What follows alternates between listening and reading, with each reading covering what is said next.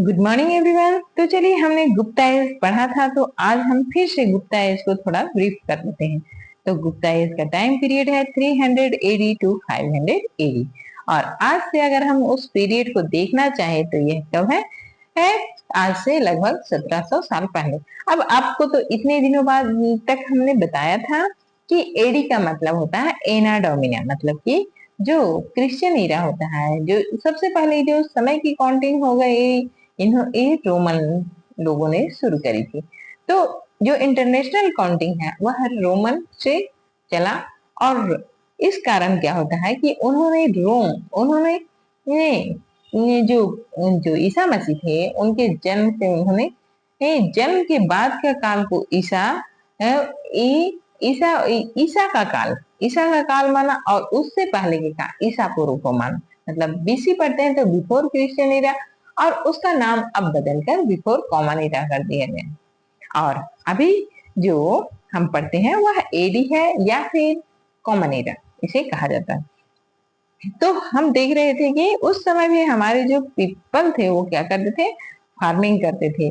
और उस समय जो हमारे विलेज है उसका पॉपुलेशन क्या होने लगा, इंक्रीज होने लगा, और बड़े बड़े शहर, बड़े बड़े ये टाउन बनने लगे।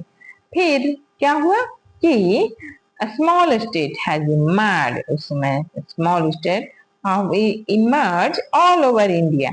These small states have their own king। और धीरे धीरे वहां छोटे छोटे राजा इमर्ज करने लगे, छोटे छोटे स्टेट इमर्ज होने लगे, और सभी पे अपना अपना शासन अलग अलग डायनेस्टी का शुरू हुआ। वहीं हम देखते हैं कि इस पीरियड में जो छत्तीसगढ़ था, छत्तीसगढ़ का जो दक्षिण एरिया था, जो छत्तीसगढ़ उसे दक्षिण कौशल के नाम से जाना जाता है। यानी कि यह इसकी राजधानी थी श्रीपुर। क्या नाम था? श्रीपुर। जो आज हम जिसे सिरपुर बोलते हैं वही है Shripur. Dakshin Kaushal include Bilaspur, Raipur, Durg, Rajnandgaon district in Chhattisgarh and Sambalpur. जो उस समय जो गुप्ता पीरियड था उस समय संबलपुर जो आज उड़ीसा में है, उस संबलपुर भी हमारे छत्तीसगढ़ में ही आता था। Of Orissa in this period king of the region was Mahendra. बोल रहा है कि जो दक्षिण कौशल था उस एरिया का, दक्षिण कौशल में बिलासपुर, रायपुर, दुर्ग एंड राजनांदगांव आते थे। तो इस एरिया में जो राजा था उसका नाम था महेंद्र। हु वाज डिफीटेड, वह हार गया था। किससे हार गया था? समुद्रगुप्त से। Samudragupta took early tribute from Mahendra and return his kingdom. बोल रहा है कि जो समुद्रगुप्त था वह वार्षिक, एनुअल मतलब वार्षिक टैक्स लेता था।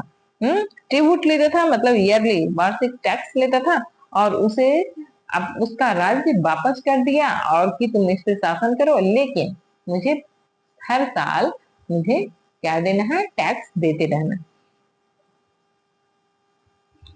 ईयरली टू हिम ही was allowed to rule independently. और उसे अलाउड कर दिया कि हमारा जो टैक्स है वो हमें प्रॉपर देते रहो, और आपको जैसे भी शासन करना है करते रहो।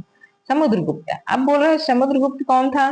तो समुद्रगुप्त इन this period Magadh, present Bihar, जो आज प्रेजेंट बिहार में है, जिसे हम बोलते हैं बिहार स्टेट बोलते हैं, वही पहले गुप्ता एज में क्या था? मगध था।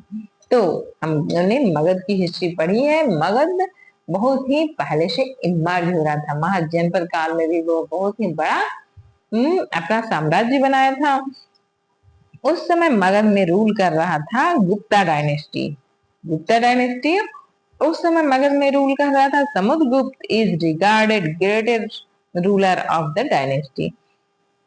उस डायनेस्टी का, गुप्ता डायनेस्टी का जो समुद्रगुप्त था, बहुत ही बड़ा, बहुत ही रिगार्डेड, रिस्पेक्टेड डायनेस्टी था। और उसका कैपिटल था पाटलिपुत्र, जिसे आज हम पटना के नाम से जानते हैं। In those day powerful Kings who attacked other state. बोल रहा है कि जिसके पास उस समय होता क्या था, जैसे आज है, तो आज हम डेमोक्रेसी की एरा में रह रहे हैं, तो आज किसी का जहां भी मन करता है वो दूसरे स्टेट पे कब्जा करने के लिए अटैक नहीं कर देता था। लेकिन पहले ऐसा होता था कि जिस राजा के पास ज्यादा शक्ति होती थी वह दूसरे स्टेट पे अटैक करता था और उसे जीतकर अपने राज्य में मिला लेता था। उसी प्रकार they way kingdom they this way their kingdom would expand. इसी प्रकार वो क्या करते थे, अपने राज्य को बहुत बड़ा विस्तार कर लेते थे, अपने क्षेत्रों का विस्तार करते थे, उससे और अपना इनकम का भी विस्तार करते थे। क्योंकि राजा का इनकम का मेन जरिया था टैक्स था, और टैक्स कैसे वसूल करते वो, तो टैक्स को वो वहां की पब्लिक से करते थे। तो जितना बड़ा एरिया में वो टैक्स वसूल करेंगे उतना ज्यादा उन्हें टैक्स प्राप्त होगा।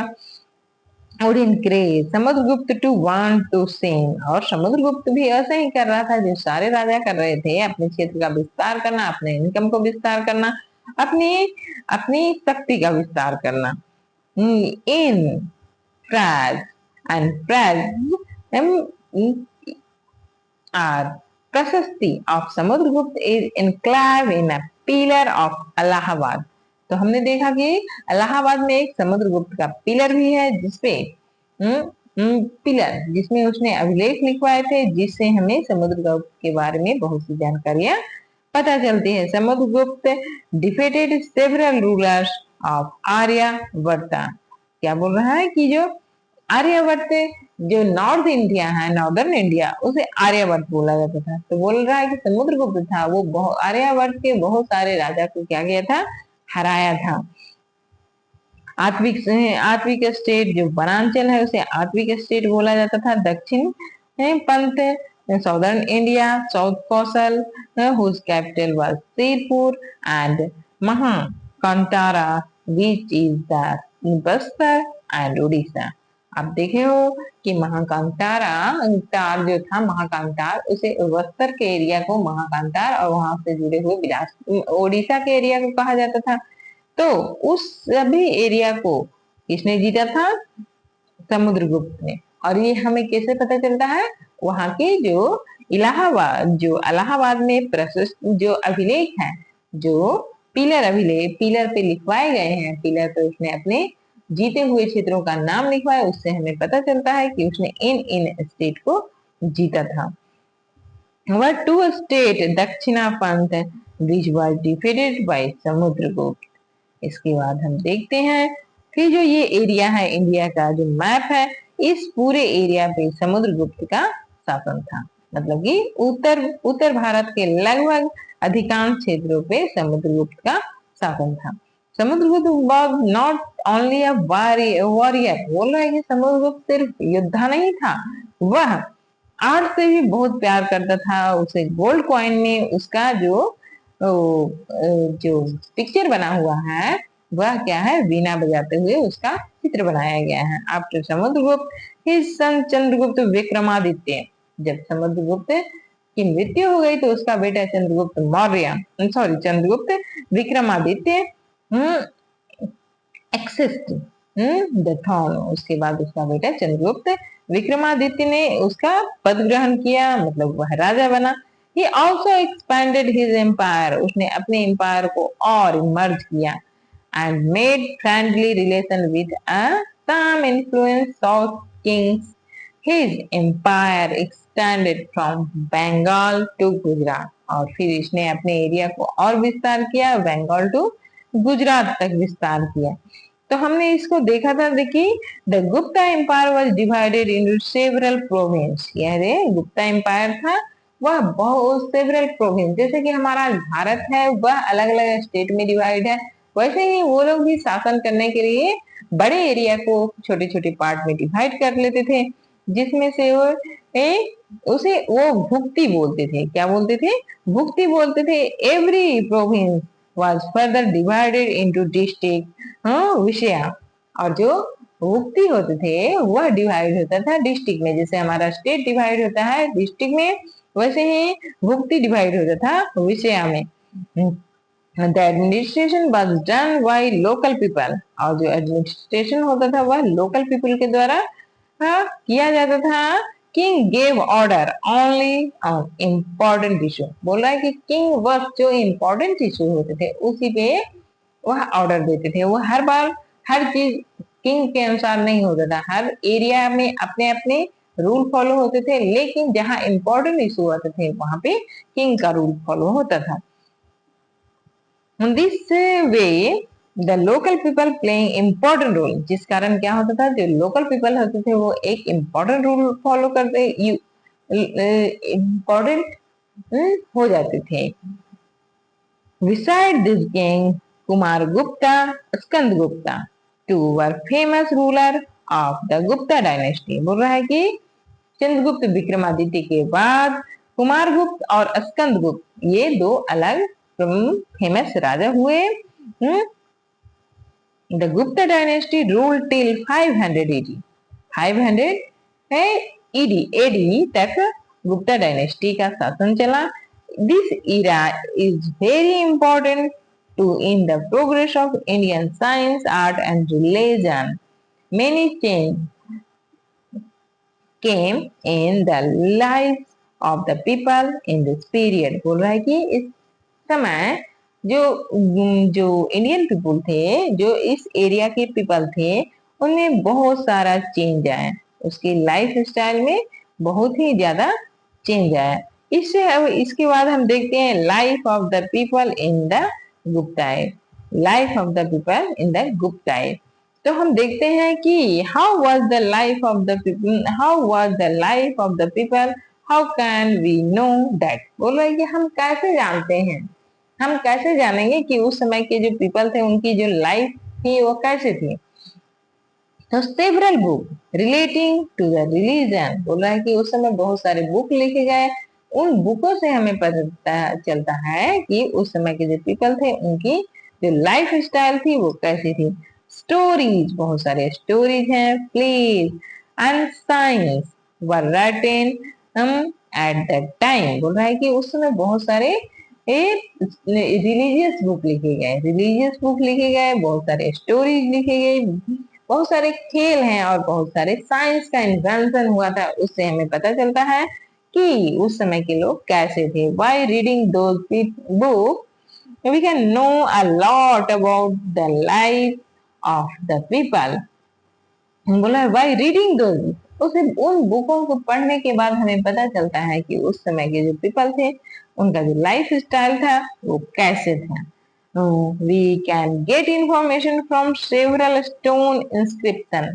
बोला है कि जिस प्रकार हमें यह पता चलता है कि समुद्रगुप्त ने किस किस एरिया पे इन्वेजन किया था, किस किस को डिफीट किया था और किस किस को वह अपने साम्राज्य में मिलाया था, अपना विस्तार किया था। तो उसी प्रकार बहुत सारे स्टोन इंस्क्रिप्शन है जिससे पता चलता है कि उन सब जो लोकल पीपल थे उनकी जो लाइफ स्टाइल थी वो कैसी थी। Many Chinese scholar came to India. बोल रहा है उसी समय बहुत सारे चाइनीज स्कॉलर आए। वह किस लिए आए? तो study the Buddhist scripture. Buddhist जो स्क्रिप्चर थे उसे पढ़ने के लिए बहुत सारे बुद्धिस्ट जो चाइनीज लोग, चाइनीज स्कॉलर आए। They visited the place, way visit करते थे उस प्लेस को विच वेयर रिलेटेड, जो रिलेटेड होता था बुद्ध से, जो क्या जो बुद्धा से रिलेटेड प्लेस थे उसे विजिट करने के लिए चाइना से कौन आते थे? चाइना से बहुत सारे चाइनीज स्कॉलर आए। वन ऑफ देम फाहियान, उसी में से एक कौन था? Fahien, who wrote an account of his experience in India. उसने ही अपने अकाउंट में, अपने बुक में इंडिया का जो एक्सपीरियंस था उसे लिखा। दिस अकाउंट हेल्प, इस अकाउंट से हमें पता चलता है कि उस समय के जो लोग थे उन सबों का लाइफ स्टाइल था वो कैसे था। Fayan wrote, here the people were rich and happy। बोल रहा है कि वह लिखा था अपने बुक में कि उस समय के जो पीपल थे वह रिच थे और हैप्पी थे। They did not have to pay much land revenue and there were no administration restriction। बोल रहा है कि उस समय के जो पीपल थे वो बहुत ज्यादा टैक्स पे नहीं करते थे और बहुत ज्यादा एडमिनिस्ट्रेशन रिस्ट्रिक्शन उस पे नहीं था। मतलब सरकार की जो सरकार का जो वो जो अपनी पब्लिक पे ज्यादा प्रतिबंध रहता है वैसा कुछ नहीं था। Killing of animals was forbidden, जो एनिमल्स किलिंग था वह निषेध था, एनिमल को मारा नहीं जाता था। People did not drink wine, और उस समय के पीपल वाइन भी नहीं पीते थे। Onion and garlic were eaten by चांडाल, जो ओनियन और गार्लिक था वह सिर्फ चांडाल जो थे वही खाते थे। और Buddhist monastery were given field along with house, garden, farmer and ox. बोला जो बुद्धिस्ट मोनेस्ट्री थी, जो बुद्धिस्ट का मठ था, उसे उन्हें जो उन्हें दान में दिया जाता था, जमीन दान में दिया जाता था, घर दान में दिया जाता था, घर दान में दिए थे, गार्डन और फार्मर एंड ऑक्सेन, ये सब भी उन्हें दान में दिया जाता था। In India monastery were revered greatly, fertile lands were given in donation to the monastery। बोल रहा है कि जो मोनेस्ट्री थे, बौद्धिस्ट मठ थे, उन्हें क्या दिया जाता था? एग्रेरियन लैंड दिया जाता था, उपजाऊ जमीन दिया जाता, ताकि वो उससे अपना अपने धर्म का, अपने जो जीवन यापन है, जो अपने उन्हें ज्यादा से ज्यादा दान में दिया जाता था। The monk living would work in the field, बोला है कि द मॉन्क, जो मॉन्क थे, बुद्धिस्ट मॉन्क होते हैं, जो संत होते हैं Buddhist, living there would work in field, वो अपने फील्ड में काम करते थे। People of India believing in non violence, अब जो पीपल ऑफ इंडिया है, जो इंडियन पीपल है, वो नॉन वायलेंस में बिलीव करते हैं। Indian use to perform elaborate yajna, बोल रहा है कि जो इंडियन थे वो अपने आप को यज्ञ से जोड़ते थे, वो यज्ञ करते थे। दे लव्ड वेजिटेरियन फूड, और वो वेजिटेरियन फूड को प्यार करते थे। Some of other books which were written in India so that was what Fahian has written was not fully correct। बोल रहा है कि some other books which were written in India so, क्या जो फाहियान था उसने जितने भी अपने ये बुक में लिखे वह सभी इंडिया के परिप्रेक्ष्य में सही नहीं थे। Other books show the caste system and untouchability were prevalent in the society। जो उस समय का जो कास्ट सिस्टम था और अनटचेबिलिटी था जो हमारे सोसाइटी में प्रिवेल कर रहा था। People belonging to upper section of the society lived in very cultured life। बोल रहा है जो पीपल थे वह people belonging to upper section, जो अपर सेक्शन से बिलोंग करते थे, जो वही जाति से वो उससे बिलोंग करते थे, वो अपनी जो लाइफ थी वो एकदम वेल मेंटेन करते, जीवन यापन करते थे। They were fond of poetry, play, music, dance, painting and sculpture. हो रहा है कि जो जिनके पास आर्थिक संसाधन ज्यादा थे वह पसंद करते थे उनकी जो हॉबी के वर्क करते थे, जैसे कि पोएट्री हो गया, प्ले हो गया, music, dance, painting and sculpture. And this was the time when the several restriction was imposed on women। बोल रहा है कि इस समय वोमन पे कुछ बहुत सारे इंस्ट्रक्शन है इम्पोज कर दिए गए थे। चाइल्ड मैरिज हैड स्टार्टेड, इससे पहले चाइल्ड मैरिज के संभावना बहुत ही कम भारतीय सोसाइटी में दिखती है, लेकिन गुप्ता पीरियड में चाइल्ड मैरिज स्टार्ट हो चुका था।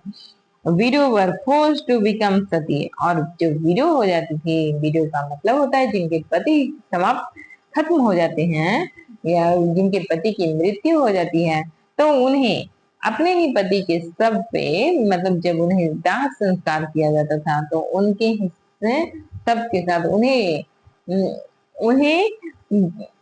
इन्फोर्स किया जाता था कि आप उस पे सती हो जाएं। सती हो जाए मतलब कि आप उन्हें पति के साथ ही उन्हें भी जिंदा जलने पे मजबूर कर दिया जाता था।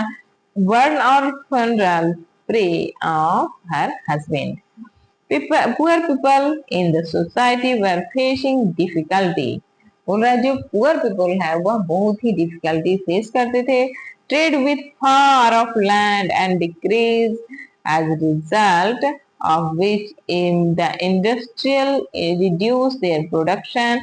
Lack of job made the people live in the city and settle down in the village. This reduced the size of big cities. बोल रहा है कि धीरे धीरे क्या हुआ कि जो ट्रेड है वह क्या हो गया, गुप्ता पीरियड के लास्ट पीरियड होते होते ने जो वो ट्रेड है वो धीरे धीरे कम होने लगा, जिसके कारण शहरों की पॉपुलेशन घटने लगी और जो शहर के लोग में जो लोग रहते थे वह कहाँ रहने लगे, गांव में आकर बसने लगे। इस कारण शहरों का साइज छोटा होने लगा और गांव का साइज बढ़ने लगा।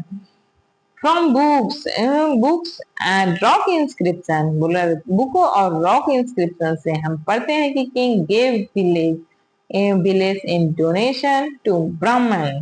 बोल रहा है कि हमें बुक या और इंस्क्रिप्शन से पता चलता है कि जो ब्राह्मण लोग होते थे उन्हें डोनेशन में क्या दिया जाता था, विलेज दिया जाता था।